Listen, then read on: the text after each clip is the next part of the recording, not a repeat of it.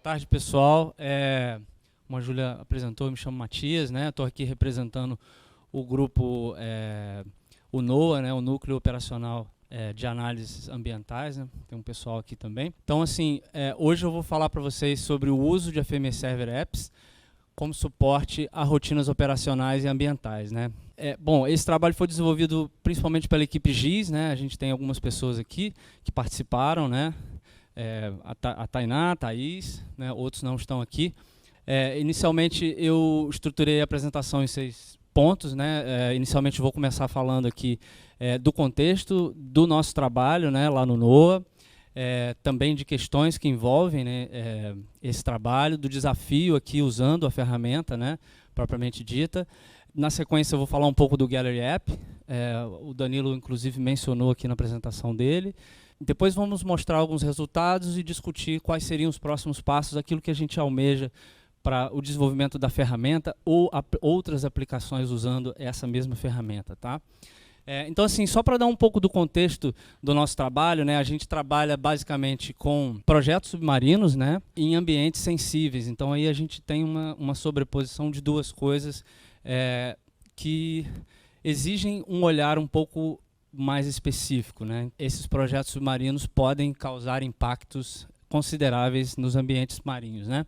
Então aí a gente está falando de bancos de corais de águas profundas e algas calcárias. Então são estruturas muito sensíveis em ambientes bastante específicos, crescem centímetros em centenas de anos, né? Então qualquer impacto ali pode ser irreversível e pode propiciar grandes problemas para a vida marinha, né? Reforçando um pouco da questão do contexto, né? Então, nós somos um núcleo que dá apoio ambiental à implementação e desmobilização de projetos submarinos de óleo e gás. E aí fazemos isso basicamente mapeando o fundo marinho, né? Mapeando esses ambientes, né? Bancos de coral, principalmente água calcária.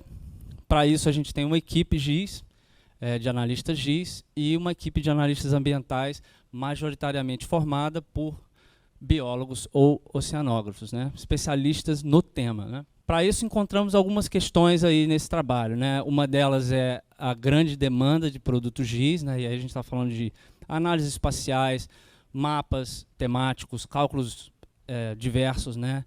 E para isso a gente também estrutura e gerencia vários bancos de dados espaciais, né? Temos também um número reduzido, né, de analistas GIS e também número reduzido de licenças FME Desktop, ArcGIS, também bom mencionar MicroStation e outros CADs, né? Nesse contexto a gente tem um desafio muito específico que é disponibilizar ferramentas GIS de apoio à rotina operacional desses usuários não especialistas, né? Então, a nossa ideia aqui é que a gente automatize o máximo possível de rotinas, crie ferramentas que não dependam basicamente da equipe GIS, né? Então, com isso, a gente ganha tempo para desenvolver ferramentas mais robustas, análises mais complexas, sem ter que dar suporte a coisas que poderiam ser automatizadas, né, naturalmente. Então, nesse sentido, a gente lançou mão aqui de uma ferramenta que existe no FME Server, que é o Gallery App aqui, né? Assim, só falar rapidamente aqui sobre a questão do FME Server, né? Quem ainda não teve contato com a ferramenta, a gente tem várias possibilidades aí, criação de automações, né? Se não me engano o Pedro falou, também o Danilo falou isso mais cedo, né? Automações que podem ser startadas por um e-mail ou de repente uma atualização no banco de dados, né? Bastante interessante. Outra possibilidade também muito utilizada no FME Server são os agendamentos, né? Enfim, a cada semana, a cada 10 minutos, depende muito do tipo de necessidade, né? Então, no caso específico nosso, a gente tinha algumas ferramentas, algumas demandas de criação de ferramentas, coisas que a gente mapeou que poderiam desonerar a equipe GIS, né? E a gente objetivou a criação dessas ferramentas, né? A gente tem 4 fluxos que foram criados e que foram inseridos nessa ferramenta, né? Então, aqui eu estou mostrando para vocês, basicamente, a criação da ferramenta em si, né? Título, descrição, e o número de ferramentas que a gente tem aqui, né, com o ícone. Tem a possibilidade de customizar, né, mais, como o Danilo comentou mais cedo, customizar a cor de fundo, colocar a imagem. A cara da nossa ferramenta é essa daqui, né? Então a gente tem duas ferramentas de conversão de coordenada, uma ferramenta de cálculo de distância entre estação de coleta e uma ferramenta mais voltada para a parte de ancoragem de sondas e perfuração de poços, né? Aqui eu estou mostrando também os fluxos, né, que estão por trás de cada ferramenta dessas, né, alguns fluxos mais simples, outros um pouco mais complexos. Em geral, a complexidade dos fluxos não é muito alta, mas eles desempenham um papel bastante importante dentro da equipe, uma vez que desonera a nossa equipe, né, ou pelo menos a intenção é essa, né. Então, assim, resumindo basicamente, né, a gente tem uma questão que é alta demanda por produtos GIS dentro da equipe, escassez de analistas, escassez de licenças FME, desktop. Lançamos mão como solução aqui de uma ferramenta do Server Apps, né? E o resultado é essa aplicação aqui, que é uma galeria de ferramentas, né? Basicamente aí. Bom, agora eu vou mostrar um pouquinho para vocês sobre cada uma dessas ferramentas, né? Aqui eu vou falar um pouco sobre essa ferramenta de conversão de coordenada, né? Então, uma vez que a gente clica nesse ícone, aparece uma outra página, como o Danilo mostrou na apresentação anterior dele, né? Então, nessa outra página a gente insere um input, que nesse caso aqui é uma tabela Excel, né? Aqui eu estou dando o exemplo de conversão de coordenadas geográficas para UTM. Roda a ferramenta e, como retorno aqui, a gente tem um link de download onde eu recebo essa tabela processada, né? Então eu tenho aqui nos primeiros campos da planilha de input e recebo aqui mais 3 campos com o resultado desse trabalho. Então, ou seja, uma demanda que era repassada para a equipe GIS, né? E com isso a gente levava ali um certo tempo, né? Se desconcentrava de uma tarefa mais complexa para poder executar algo que é relativamente simples. Bom, hoje em dia, quando a gente recebe essa demanda, a gente já passa direto, o usuário não especialista já passa a ele o link da ferramenta. Obviamente, se ele tiver algum problema, a gente dá suporte, mas a gente não tem necessidade mais de fazer essa conversão como era antes, né? Isso tem um ganho bastante interessante. Bom, agora eu vou falar um pouquinho sobre essa outra ferramenta aqui que a gente tem na nossa aplicação, que é o cálculo de distância entre estações de coleta, né? E aí a gente está falando de coleta de sedimentos, biotas no fundo marinho, né?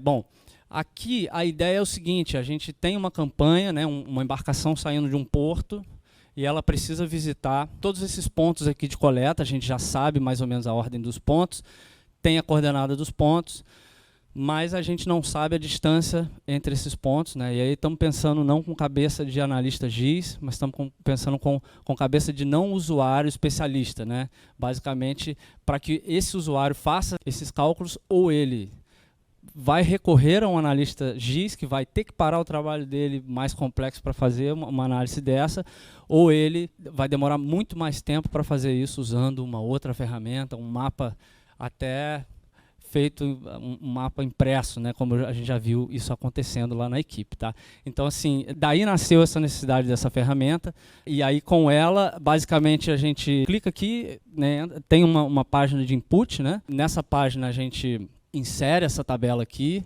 e aí roda a ferramenta, e aí como resultado a gente tem 2 outputs aqui. Um deles é uma tabela, né, onde a gente tem os caminhos aqui de uma estação para outra, as distâncias já calculadas, né, e um código que é criado basicamente para que a gente referencie, né, essas estações no mapa, né, visualmente, espacialmente, né. Isso aí para o usuário não especialista é muito importante, né. E aí a gente consegue traçar aqui essa rota, a rota que seria percorrida, né, nesse caso está saindo de um porto e voltando para o mesmo porto, mas a gente tem a possibilidade aqui de ver alguns detalhes, né, em zonas mais densas de pontos, né. Bom, outra ferramenta que a gente tem implementada é para ancoragem de sondas, né, para perfuração de poço, abandono ou mesmo manutenção, né. Então a gente está falando aqui de uma sonda que ancora, a gente vê aqui em amarelo, né, as âncoras, né, são estruturas bastante grandes que são conectadas por amarras, né. Então,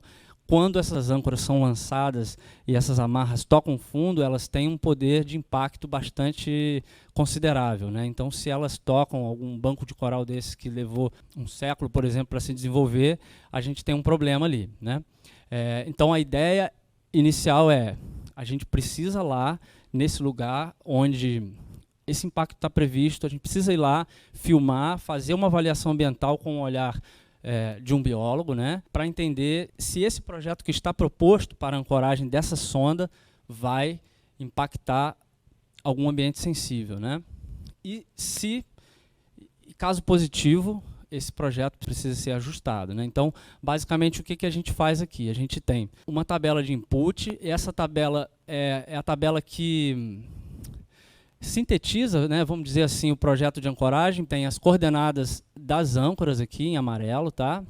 A gente tem as coordenadas do que a gente chama de fair leads, que são as chegadas dessas amarras aqui na sonda. A sonda ficaria aqui, ó, no centro.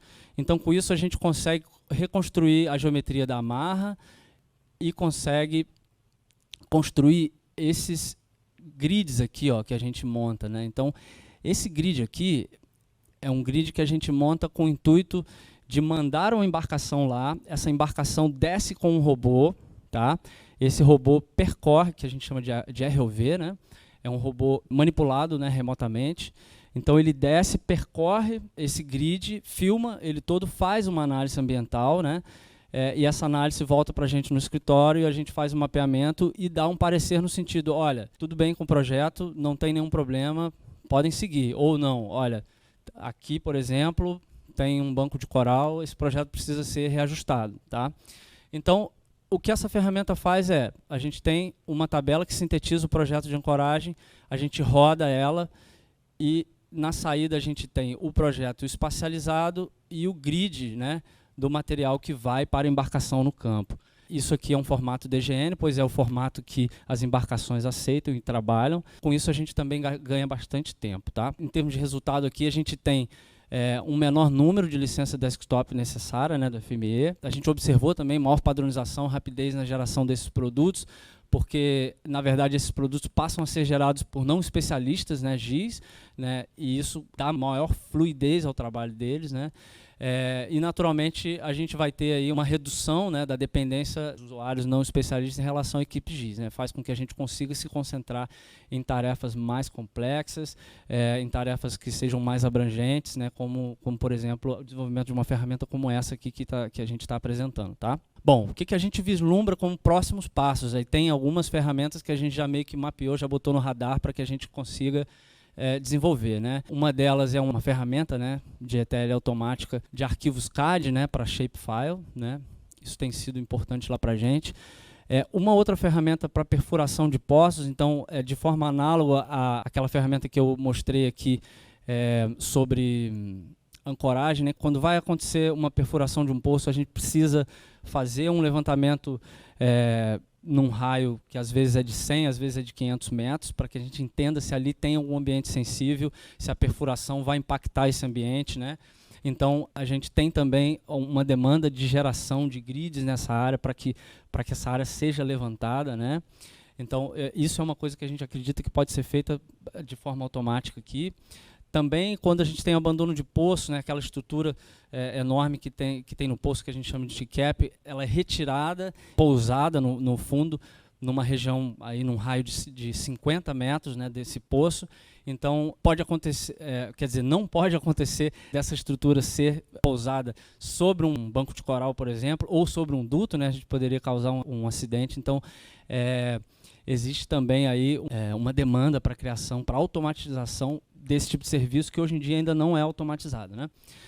Bom, da mesma forma, também uma ferramenta que a gente poderia desenvolver aí é a geração automática de alguns layouts de mapas temáticos, tá, pessoal? Bom, falei bastante aí dos ambientes sensíveis, dos bancos de corais, mas não mostrei muito porque o foco aqui é na ferramenta do FME, mas eu estou mostrando aqui para vocês um pouco da cara desses bancos aí, das algas calcárias, e que são o objeto do nosso trabalho, tá, pessoal? Então, assim, queria agradecer, muito obrigado aí pela atenção de todos, tá?